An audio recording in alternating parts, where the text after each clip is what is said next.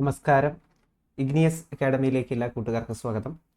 അപ്പോൾ നമ്മൾ കഴിഞ്ഞ ദിവസങ്ങളിൽ MCQ 2020 ചോദിച്ച MCQ BEd ഫൈനൽ എക്സാമിൻ്റെ ക്വസ്റ്റ്യൻസ് ആണ് ഡിസ്കസ് ചെയ്തുകൊണ്ടിരിക്കുന്നത്. ആ സീരീസിലെ മൂന്നാമത്തെ വീഡിയോ ആണിത്. അപ്പോൾ കഴിഞ്ഞ വീഡിയോസ് കാണാത്ത കൂട്ടുകാരുണ്ടെങ്കിൽ കഴിഞ്ഞ വീഡിയോസ് ഒന്ന് നന്നായി ശ്രദ്ധിക്കുക. അതുപോലെ തന്നെ നോട്ട്സ് കൃത്യമായിട്ട് പ്രിപ്പയർ ചെയ്യുക, ഏരിയാസ് കൃത്യമായിട്ട് മനസ്സിലാക്കുക. കേട്ടറ്റ്, സെറ്റ്, സീറ്ററ്റ്, അതുപോലെ തന്നെ BEd ഫൈനൽ എക്സാം എന്നിവയ്ക്ക് കോച്ചിങ് നൽകുന്ന ഇൻറ്റൻസ് കോച്ചിങ് നൽകുന്ന സ്ഥാപനമാണ് ഇഗ്നിയസ് അക്കാഡമി. നമ്മുടെ ക്ലാസ്സുകൾക്കായിട്ട് നമ്മുടെ ടെലിഗ്രാം ഗ്രൂപ്പ് ഫോളോ ചെയ്യുക. അതുപോലെ തന്നെ ഡിസ്ക്രിപ്ഷൻ ബോക്സിൽ ക്ലാസ്സിൻ്റെ ഡീറ്റെയിൽസ്, കോൺടാക്റ്റ്, അതുപോലെ മറ്റു കാര്യങ്ങളൊക്കെ നൽകുന്നതായിരിക്കും. അപ്പോൾ ക്ലാസ്സുകൾ ഇഷ്ടമായെങ്കിൽ ലൈക്ക് ചെയ്യുക, ഷെയർ ചെയ്യുക, സബ്സ്ക്രൈബ് ചെയ്യുക. അപ്പോൾ നമ്മൾ കഴിഞ്ഞ വീഡിയോസിൽ 2020 BEd MCQൻ്റെ ചോദ്യങ്ങളാണ് ഡിസ്കസ് ചെയ്തത്. അതിൻ്റെ ബാക്കി ഭാഗങ്ങളാണ് നമ്മൾ ഈ വീഡിയോയിൽ ഡിസ്കസ് ചെയ്യുന്നത്. അപ്പോൾ നമുക്ക് ചോദ്യത്തിലോട്ട് പോകാം. നമ്മളിപ്പോൾ ഡിസ്കസ് ചെയ്യുന്നത് EDU14 അഡ്വാൻസ്ഡ് സ്റ്റഡീസ് ആണ്. അതായത് കോർ പേപ്പറാണ്, എല്ലാവർക്കും പഠിക്കേണ്ട ജനറൽ പേപ്പറാണ് നമ്മൾ ഇപ്പോൾ ഡിസ്കസ് ചെയ്ത് വരുന്നത്. അപ്പോൾ അതിൽ ഒന്നാമത്തെ ചോദ്യം കണ്ടീഷനിങ് എന്ന ഭാഗത്തു നിന്നുള്ള ചോദ്യമാണ്. Concept of shaping of behaviour. Shaping of behaviour ആരുടെ സംഭാവനയാണ്? ബിഹേവിയർ ഷേപ്പിംഗ് എന്ന് പറയുന്നത് സ്കിന്നറിൻ്റെ ഒരു സംഭാവനയാണ്. BF Skinner. ഇപ്പോൾ സ്കിന്നറിന് ഒരുപാട് കോൺട്രിബ്യൂഷൻസ് ഉണ്ട്. സ്കിന്നറിൻ്റെ കോൺട്രിബ്യൂഷൻസ് ഓരോ ചോദ്യങ്ങളിലും ചോദിക്കാറുണ്ട്. സ്കിന്നർ ഒപ്പറൻ്റ് കണ്ടീഷനിങ് കൊണ്ടുവന്നത് സ്കിന്നറാണ്. ഒപ്പറൻ്റ് കണ്ടീഷനിങ് അല്ലെങ്കിൽ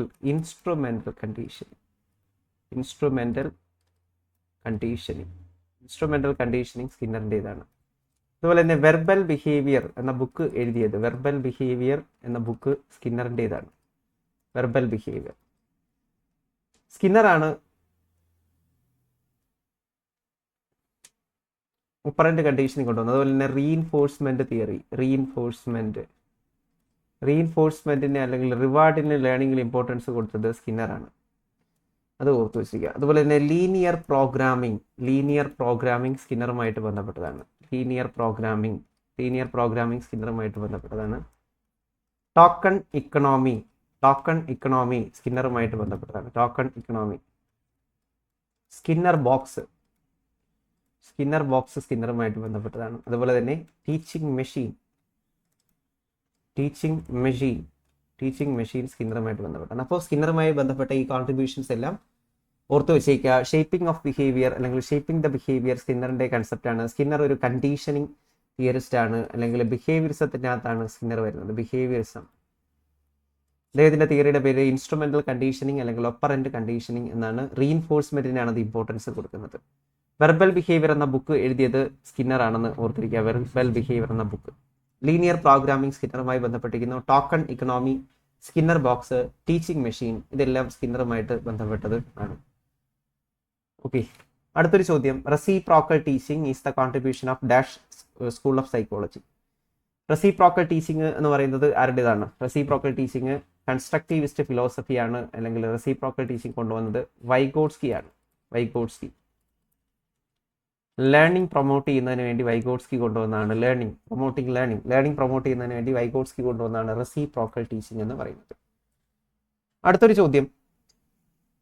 closed areas are more stable than unclosed ones. ഇതൊരു ജസ്റ്റാർട്ട് ലോ ആണ്. ജസ്റ്റാർട്ട് ലോസ് ഓഫ് ലേണിംഗ് അല്ലെങ്കിൽ പെർസെപ്ഷൻ ലോസ്.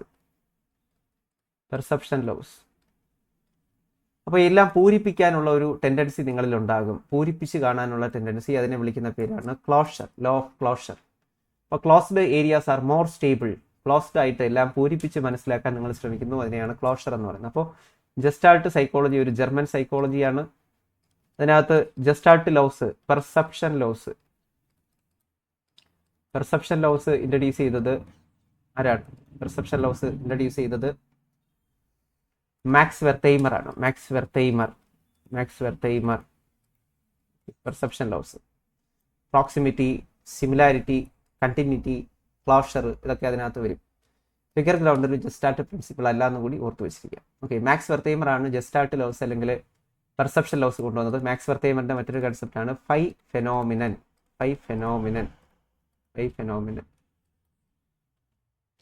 അടുത്തൊരു ചോദ്യം. Process of take new information from our surrounding and adding it our existing stock of knowledge.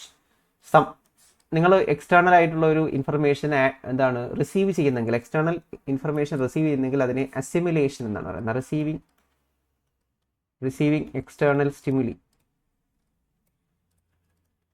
Stimuli അല്ലെങ്കിൽ external stimulus നിങ്ങൾ നേടിയെടുക്കുന്നു, അല്ലെങ്കിൽ സമൂഹത്തിലെ ഒരു കാര്യം നിങ്ങൾ മനസ്സിലാക്കി എടുക്കാൻ ശ്രമിക്കുകയാണ്, പുതിയൊരു കാര്യം മനസ്സിലാക്കി എടുക്കാൻ ശ്രമിക്കുകയാണെങ്കിൽ അതിനെ അസിമിലേഷൻ എന്നാണ് പറയുന്നത്, സ്വാംശീകരണം. എന്നാൽ നിങ്ങൾ നിങ്ങളുടെ എക്സിസ്റ്റിംഗ്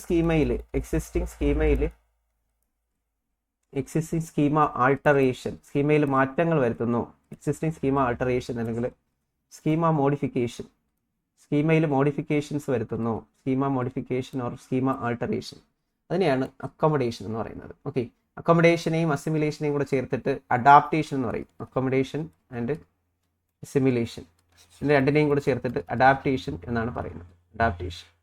അപ്പോൾ assimilation, accommodation, adaptation, equilibration, disequilibrium ഇതെല്ലാം ജീൻ പിയാഷെയുടെ ഒരു കൺസെപ്റ്റ് ആണെന്ന് ഓർത്തിരിക്കുക. ജീൻ പിയാഷെ. Okay. Internal construction of external operation. നിങ്ങൾ ഇന്റേണൽ പ്രോസസ്സിങ്ങിനെ കുറിച്ചാണ് ചോദിക്കുന്നത്. അതായത് പുറത്ത് നടക്കുന്ന ഒരു കാര്യത്തെക്കുറിച്ച് നിങ്ങൾ ചിന്തിക്കുന്നു, അതിനെ ഇന്റേണലൈസേഷൻ എന്ന് പറയും. അത് തോട്ടാണ്. ഇന്റേണലൈസേഷൻ എന്ന് പറഞ്ഞാൽ തോട്ടാണ്. അടുത്ത് വീണ്ടും കോൺസ്റ്റിറ്റ്യൂഷൻ എന്ന ഭാഗത്തു നിന്നുള്ളൊരു ചോദ്യമാണ്. Which constitutional article states that all minorities, whether based on religion, language, shall have the right to establish and administer educational institution?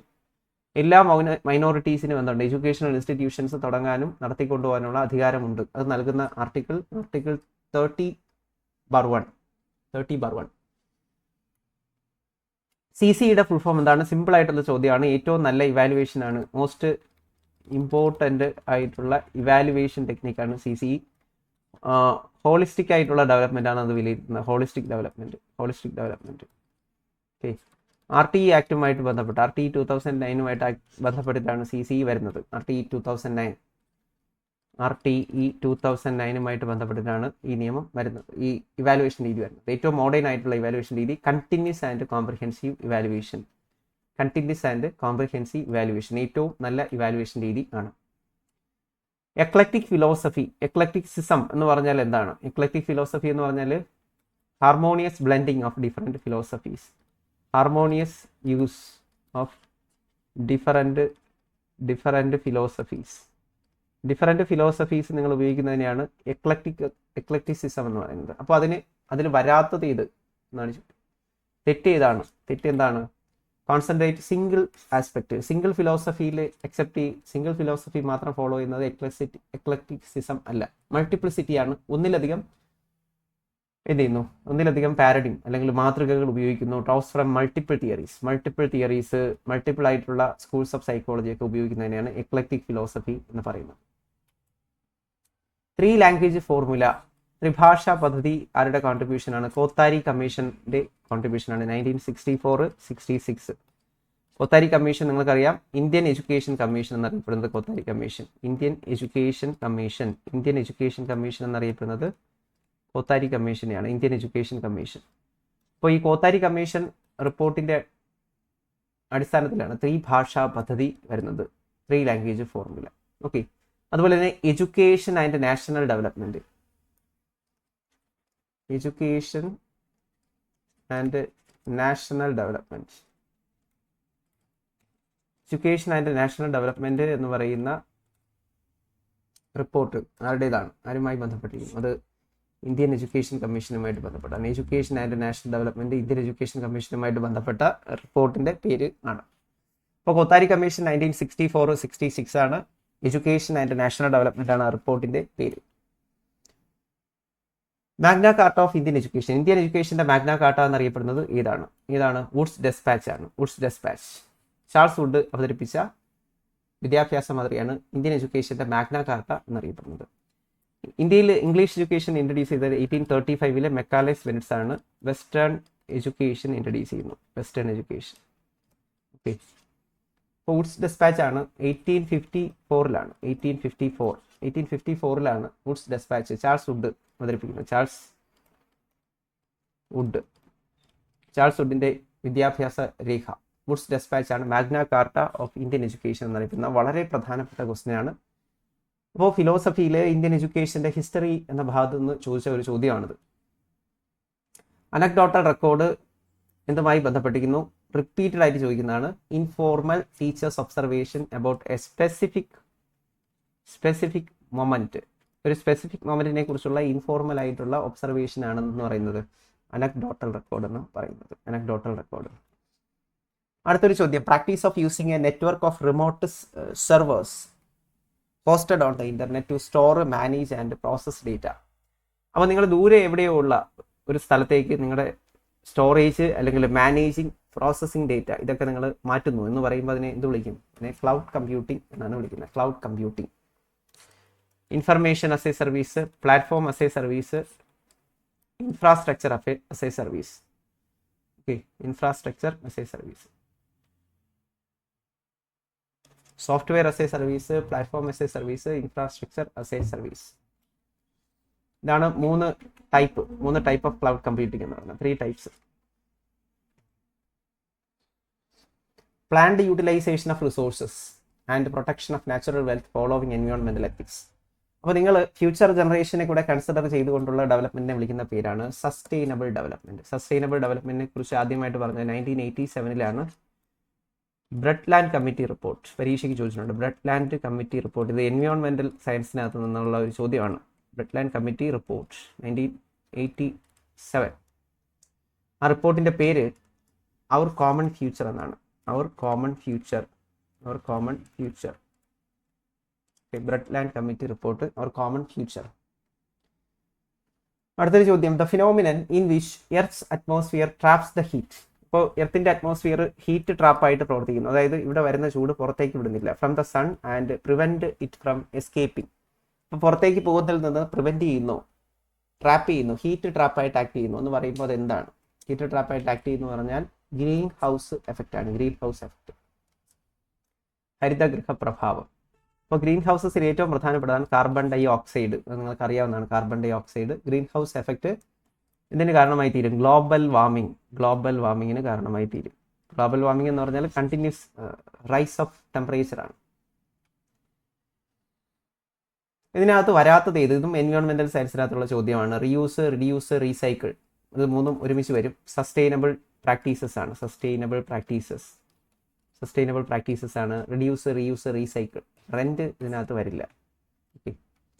A disease caused by mercury poisoning. മെർക്കുറിയുടെ പോയിസണിങ് കാരണം, മെർക്കുറിയുടെ വിഷം കാരണം ഉണ്ടാകുന്ന രോഗമാണ് മീനമാത രോഗം. അപ്പോൾ മെർക്കുറി പോയിസണിങ് കാരണം ഉണ്ടാകുന്ന രോഗമാണ് മീനമാത രോഗം. അടുത്തൊരു ചോദ്യം, ഫെബ്രുവരി 2 പ്രാധാന്യം എന്താണ്? ലോക തണ്ണീർത്തട ദിനമാണ്. Wetland day, world wetlands day. അപ്പോൾ എൻവയോൺമെന്റൽ സയൻസിൽ നിന്നും വളരെ ഡീപ്പ് ലെവലുള്ള ക്വസ്റ്റ്യൻസ് ചോദിക്കാവുന്നതാണ്. വേൾഡ് പോപ്പുലേഷൻ ഡേ എന്നാണ്? ജൂലൈ 11. ഓക്കെ. ഓസോൺ ഡേ എന്നാണ്? September 16. September 16. World population day July 11.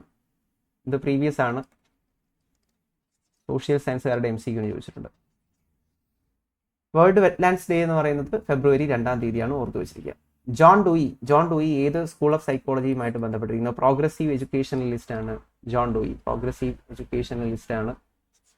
Democracy and education എന്ന പുസ്തകം എഴുതിയത് അദ്ദേഹമാണ്. Democracy and education. അതുപോലെ തന്നെ മൈ പെഡഗോജിക് ക്രീഡ് അദ്ദേഹത്തിന്റെ മറ്റൊരു പുസ്തകമാണ്. My pedagogic creed. John Dewey. Okay. John Dewey ഏത് സ്കൂൾ ഓഫ് സൈക്കോളജിയിൽ വരും? പ്രാഗ്മാറ്റിസം എന്ന് പറയുന്നത് അമേരിക്കയിൽ, USA ഡെവലപ്പ് ചെയ്ത ഒരു സ്കൂൾ ഓഫ് സൈക്കോളജിയാണ് പ്രാഗ്മാറ്റിസം. ആക്ഷൻ ഓറിയന്റഡ് ഫിലോസഫിയാണ് പ്രാഗ്മാറ്റിസം. അതുപോലെ തന്നെ പ്രാഗ്മാറ്റിസത്തിനകത്ത് വരുന്നവരാണ് വില്യം ജെയിംസ്, WH കിൽപാട്രിക് എന്നൊക്കെ പറയുന്നവർ. അതുപോലെ തന്നെ പ്രാഗ്മാറ്റിസത്തിനകത്ത് നമുക്ക് പഠിക്കാനുള്ളതാണ്, പ്രാഗ്മാറ്റിസത്തിന്റെ ഫാദർ ആരാണ്? Charles Sanders Peirce. WH Kilpatrick അല്ലെങ്കിൽ പ്രാഗ്മാറ്റിസത്തിൻ്റെ മെത്തേഡാണ് പ്രോജക്റ്റ് മെത്തേഡ് കൊണ്ടുവന്ന WH കിൽപാട്രിക് ആണ് പ്രോജക്റ്റ് മെത്തേഡ്. അപ്പോൾ ഇത്രയും കാര്യങ്ങളെങ്കിലും ഓർത്ത് വെച്ചിരിക്കുക. പ്രാഗ്മാറ്റിസം USA ഒരു ഫിലോസഫിയാണ്, ആക്ഷൻ ഓറിയൻറ്റഡ് ഫിലോസഫിയാണ്. പ്രാഗ്മ എന്ന വാക്കിൻ്റെ അർത്ഥം ആക്ഷൻ എന്നാണ്. William James, WH Kilpatrick, John Dewey, Charles Sanders Peirce father of pragmatism. അടുത്തൊരു ചോദ്യം, സ്കെയിൽ ഓഫ് മെഷർമെൻറ്റ് അല്ലാത്തത് ഏതാണ്? സ്കെയിൽസ് ഓഫ് മെഷർമെൻറ്റ് ഏതൊക്കെയാണ്? Nominal scale, ordinal scale, interval scale, ratio scale. Nominal, ordinal, interval, ratio scale. ഇത് 4 scales of മെഷർമെൻറ്റിനകത്ത് വരുന്നത്. അപ്പോൾ scales of മെഷർമെൻറ്റിനകത്ത് വരാത്തത് ഏതാണ്? നോമിനൽ വരുന്നുണ്ട്, ഓർഡിനൽ വരുന്നുണ്ട്, റേഷ്യോ വരുന്നുണ്ട്, ഇൻ്റർവെൽ വരുന്നുണ്ട്. വരാത്തത് dynamic. Okay, dynamic. Integrated education. ഇന്ത്യയിൽ ഇന്റഗ്രേറ്റഡ് എഡ്യൂക്കേഷൻ എന്ന് പറഞ്ഞാൽ എന്താണ്? Students with disabilities attending A regular school. ഇത് ഇൻക്ലൂസീവ് ക്ലാസ് മുറിയുമായിട്ട് ബന്ധപ്പെട്ടിട്ടുള്ള ചോദ്യമാണ്. ഇന്റഗ്രേറ്റഡ് എന്ന് പറഞ്ഞാൽ എന്താണ്? ഡിസേബിൾഡ് ആയിട്ടുള്ള കുട്ടികൾ നോർമൽ ക്ലാസ് റൂമിൽ അക്സെപ്റ്റ് ചെയ്യുന്നതിനെയാണ് ഇന്റഗ്രേറ്റഡ് എഡ്യൂക്കേഷൻ എന്ന് പറയുന്നത്. Disabled plus normal, integrated education. Okay. അതുപോലെ തന്നെ ആദ്യമായിട്ട് ഇന്റഗ്രേറ്റഡ് എഡ്യൂക്കേഷൻ സജസ്റ്റ് ചെയ്യുന്നത് 1986 നാഷണൽ പോളിസിയാണ്, NEP 1986. അപ്പോൾ 2020 EDU14 20 ചോദ്യങ്ങളാണ് നമ്മൾ ചർച്ച ചെയ്തത്. ബാക്കിയുള്ള ചോദ്യങ്ങൾ തുടർന്നുള്ള വീഡിയോയിൽ നമ്മൾ ഡിസ്കസ് ചെയ്യുന്നതായിരിക്കും. അതുപോലെ തന്നെ കേട്ടറ്റ്, സെറ്റ്, CTET പരീക്ഷ, അതുപോലെ BEd ഫൈനൽ MCQ പരീക്ഷ, ഇതിന് വേണ്ടിയിട്ടുള്ള ഇൻറ്റൻസീവ് ആയിട്ടുള്ള കോച്ചിങ് സെഷൻസ് അല്ലെങ്കിൽ കോച്ചിങ് ക്ലാസ്സുകൾ നമ്മൾ ഉടൻ തന്നെ ആരംഭിക്കുന്നുണ്ട്.